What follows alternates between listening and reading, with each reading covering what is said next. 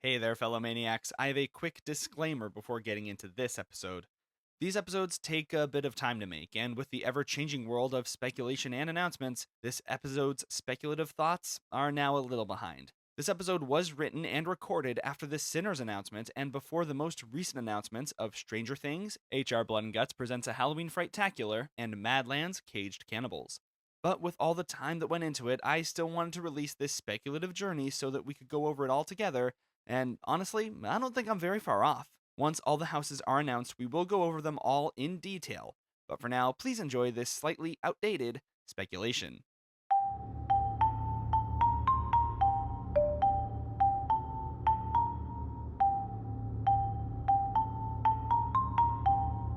Hello and welcome to another episode of You Don't Know Jack, an HHN fancast. I'm your host, Nick. This fancast, which is not affiliated with Universal's Halloween Horror Nights in any way, aims to explore the history and speculation of everything to do with the greatest horror event of all time. As I'm sure everyone has seen by now, Sinners has been announced as a house at this year's Halloween Horror Nights 35.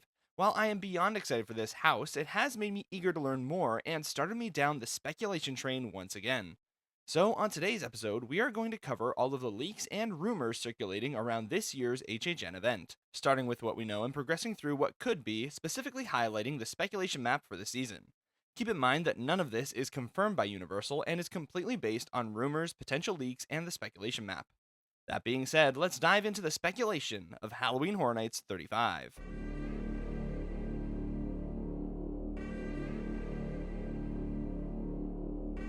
Let's start with what has been confirmed for the season.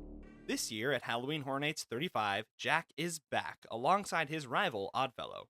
While originally we all expected a showdown between the two, it seems that they are putting their differences aside to terrorize their victims together.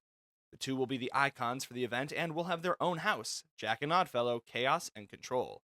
Jack, of course, representing the Chaos and Oddfellow representing Control. We do have some details on what to expect in the house thanks to this year's MegaCon.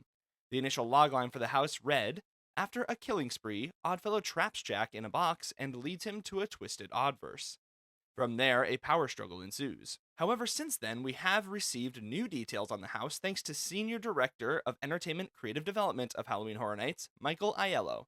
The following are his words following the MegaCon reveal.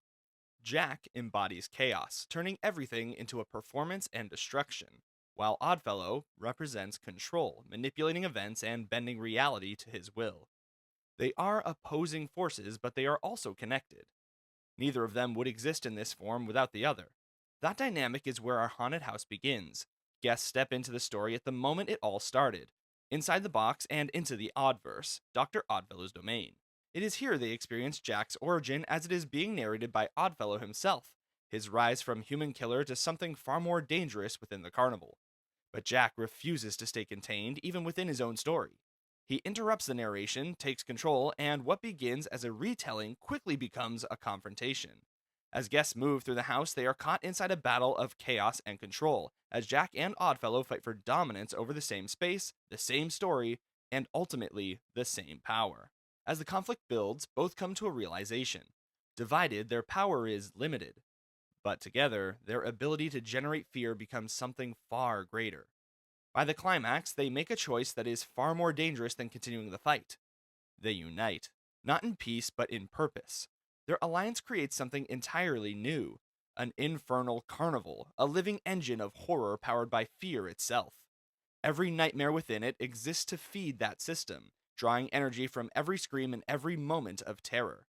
This isn't just a place that was built. It's something that was summoned, born from ritual, chaos, and control combined. Aiello goes on to discuss the Carnival of Nightmares and what this means for the season, but we will cover that portion a little bit later. For now, just discussing the house itself, this gives us a great idea of what we will experience and what I feel is seemingly set up for the story of the event as a whole, serving as a how we got here type of story for the season. I could not be more excited. It is well documented that Jack is my favorite icon of all time, and Oddfellow's Year was one of my favorites I was lucky enough to attend. The story seems very well thought out, and I highly recommend checking out the concept art for the house if you'd like more of a visual for what to expect. I already know that this will be my personal favorite house for the season, but let's not forget the second house that has been confirmed, Sinners. This has been heavily speculated since the first version of the speculation map was released, and I personally think this is a great fit. The setting of the film very closely resembles one from the HHN 32 house titled Darkest Steel, which ended up being a sleeper hit of the season. Hopefully, this house can live up to the hype and deliver a truly memorable experience for both fans of the film and fans of the event itself. If you haven't seen Sinners, I highly recommend it. However, just be warned that the film deals with very heavy topics and depictions around racism and slavery. It is not just a simple vampire movie, even though it absolutely delivers on the action and lore of vampires. I'm sure that the vampire action is what the house will center on, but I do hope that they don't just completely gloss over the themes around racism that are found in the film and end up undermining the film as a whole. Luckily, we do have a few details about the house that have been revealed.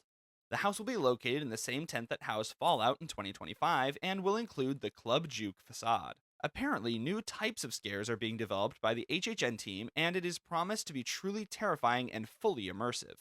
However, I wouldn't hold too tightly to that quote, new types of scares, as that is the same thing that was said about A Quiet Place in 2024, and it ended up being a fairly standard house which didn't exactly break the mold. It is also confirmed that we will encounter fan favorite characters including the Smokestack twins, Sammy, Remick, Mary, Annie, Perline, and Cornbread. The house will also feature music from the film, including I Lied to You and Rocky Road to Dublin. Overall, hopes are running high for this house, and rightfully so. Thus far, we have had two great announcements for houses, but what about the rest of them? Let's now dive into what is speculated to appear this year at Halloween Horror Nights 35.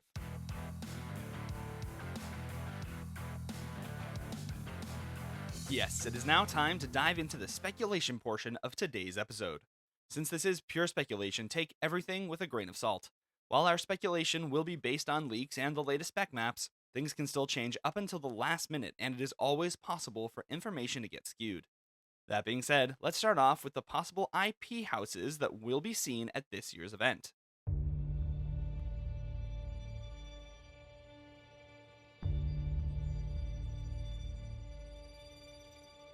While we have our first official IP house with Sinners, what else could be joining? Well, if you look at the different versions of the spec maps, as well as possible leaks from the HHN team, possible houses include Hellraiser, Stranger Things, Texas Chainsaw Massacre, Scream, Evil Dead, Ozzy Osbourne, and Smile. Of course, this is way more IPs than what can actually be at the event, so let's try to narrow it down the best we can. First things first, I'm so sorry, Scream fans, but it's just not going to happen. Scream is a house that has been speculated almost every single year, and while we have been close before, it just doesn't seem like this is an IP that will be making its way to HHN anytime soon. I do agree that a new movie releasing gave me hope, but I just can't find anything to back up this claim. Next, on Smile, same issue. I just can't find any basis for a claim that Smile would be appearing at the event.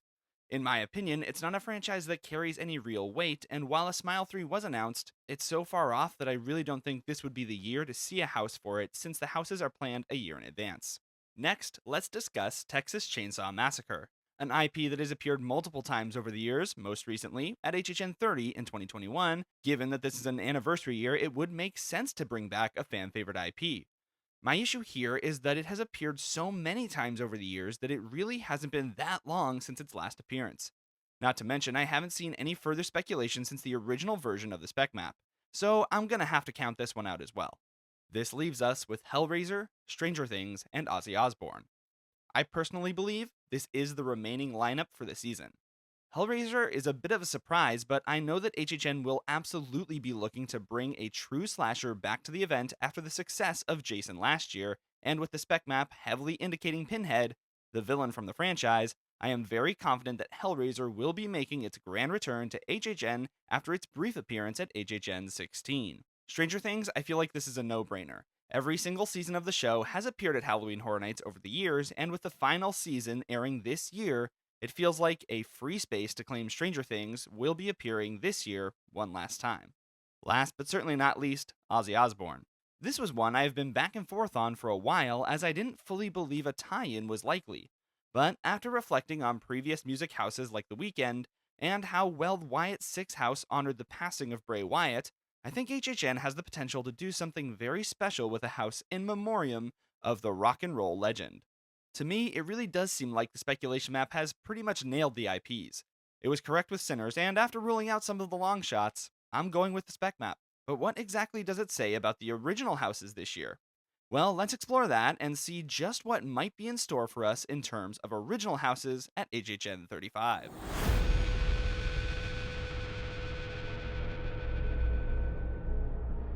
Originals, in my opinion, are truly the main events of the season.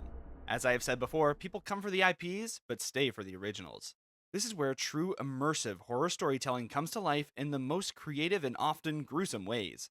Luckily for us, we already have an original announced with Jack and Oddfellow, Chaos and Control, but what will be joining alongside this house? Well, a deep dive into the spec map and other leaks may give us the answers.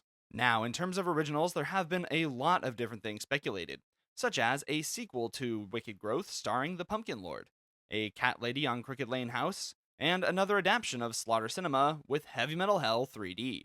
Unfortunately, while I would absolutely love to see all of these, I just can't find any evidence to back up these claims. Perhaps we will see some of these make an appearance someday. I personally am hoping for another adaptation of Scary Tales. However, there are some things on the spec map as well as reports from a variety of sources that seem to have a little bit more merit. One that has me particularly excited is HR Blood and Guts. A return of this iconic character after his appearance at HHN 30 seems very likely, as he is seemingly one that shows up during anniversary years. This could make for a beautifully gory house for the year. Another one that popped up most recently was Seek and Destroy, based on the scare zone of the same name from Halloween Horror Nights 30.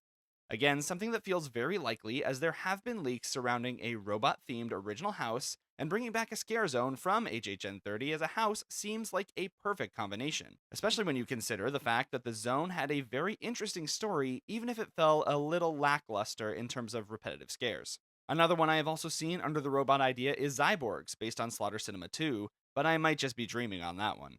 In the realm of continuations and sequels, we have Invasion of Lightning Gulch, which would be a continuation of Ghost Town: The Curse of Lightning Gulch from Halloween Horror Nights 26, which that in and of itself was a continuation of Ghost Town from HHN 14.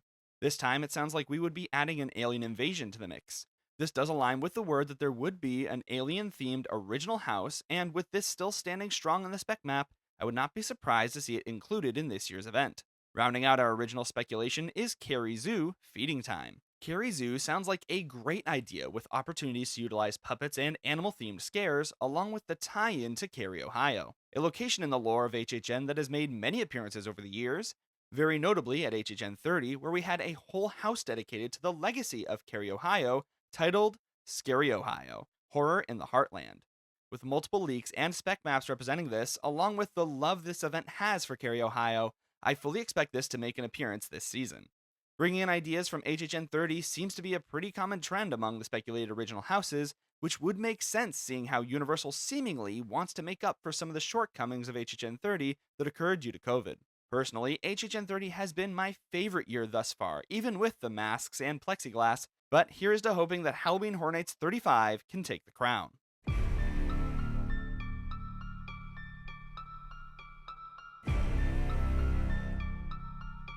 That is every speculated house I could find for Halloween Horror Nights 35, and honestly, this sounds like a pretty phenomenal year. But what about zones and shows? While there is not a lot to be found, we do have an idea of what we could see. First things first, things truly are completely up in the air. While a fountain show seems certain to make a return, Nightmare Fuel could go either way. Initial reports say that we will not be seeing Nightmare Fuel make a return and would be receiving a show similar to Carnival of Carnage and the show currently at Horror Unleashed in Las Vegas. However, there are also possibilities that Nightmare Fuel could return, as the contract status for the Fuel Girls is still unknown. Here's to hoping we get something completely different this year, but we will just have to wait and see. As for the zones, the speculation seems to be a welcome zone featuring both Jack and Oddfellow, a clown-themed zone, 35 Years of Fear anniversary zone, and Fortnite. Minus that last one, they all sound great. I just really don't need weird cross-promotion zones of Fortnite characters dancing at me. It's also possible there is another one, since we don't know anything about the status of Club Horror, but all this just waits to be seen.